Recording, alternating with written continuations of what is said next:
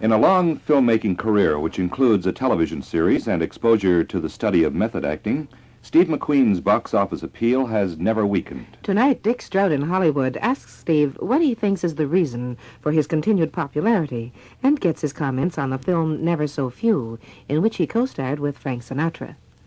Do you mind if I mention the words method acting? Well, not at all. I get, Dick, I get that thrown up at me quite a bit. I'm really not quite sure what method means. I guess because of my training at the studio in New York, my mumbling is my own problem. I just haven't been able to enunciate.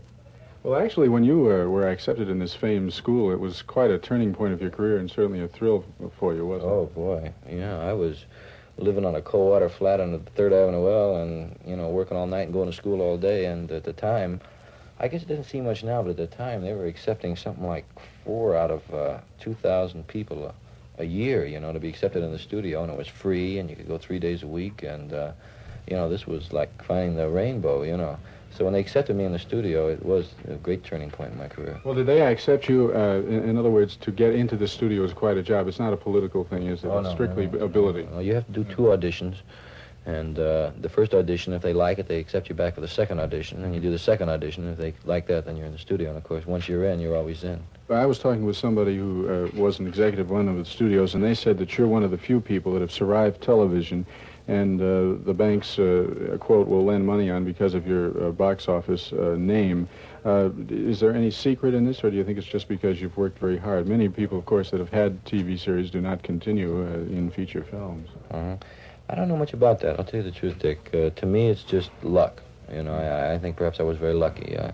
I work very hard at my craft, but so does everybody else in the world, Speaking of work on your craft, I mean, like tonight you'll go home, and will you do any more work on tomorrow's script, or do you try to put it away and then think of it the next day? No, unfortunately, I can never drop it. I go to bed with it. I've got to meet the director after work, and we've got 3 hours work, and then after that, I've got to sit down and work on the script of the next picture I'm doing and so forth. So I get to bed about 1 o'clock in the morning, and I get up at 6.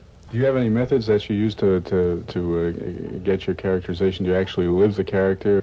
Yeah, I try and, as feeble an attempt as I can do, I try very hard to try and get it out of myself so that I'm not, I don't like acting when it's playing house, I believe that I try to extract out of my life the same reality that I'm existing in if I'm working, Other than that, I just try to keep my kids out of the den so I can get some work done. They're pretty grown up now, aren't they? Well, they're getting big. My little girl is, I'm at the point now where I can't come up with all the answers, and she's throwing them at me, and I can't think of any answers, so she's getting big enough. Well, what do they say when they see you on TV?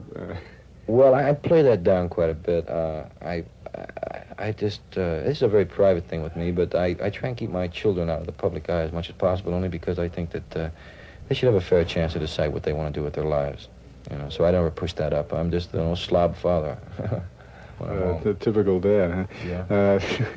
Actually, the turning point of your career was with Never So Few, the picture with Sinatra, is that right? He helped you in your career quite a bit. Frank, yeah. Well, Frank and the director, John Sturgis, don't forget him. John wanted me in the picture, and Frank okayed it, and when we did the picture, of course, he handed it to me. So he is greatly responsible for what I did in that movie. Very nice guy. In other words, if he likes a guy, he's going to help him quite a bit. I have a great admiration for him as a person and as for an actor. I read in some column they were trying to prevent you from racing. Was this true? Yeah, they were, but I understand the problem, but, I see, the problem here, man, is you got to be happy. If you're not happy, you might as well chuck the whole business. And I don't picture myself as being dangerous or anything, but I never thought that sports car racing was that dangerous. It's as dangerous as you make it.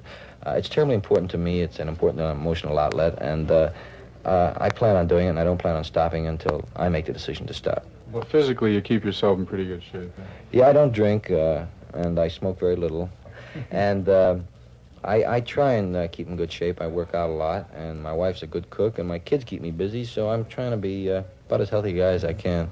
I just thought about something, I've calmed down so much that I'm sitting here on this interview, and I notice, I'm sitting here looking at all these people here, and I think, that 2 years ago, I was really a wild guy, and I'm sitting here thinking what marriage life and kids have done for me. I've really calmed down. I guess you call it growing up. Thank you, Steve McQueen and Dick Strout. This is Assignment.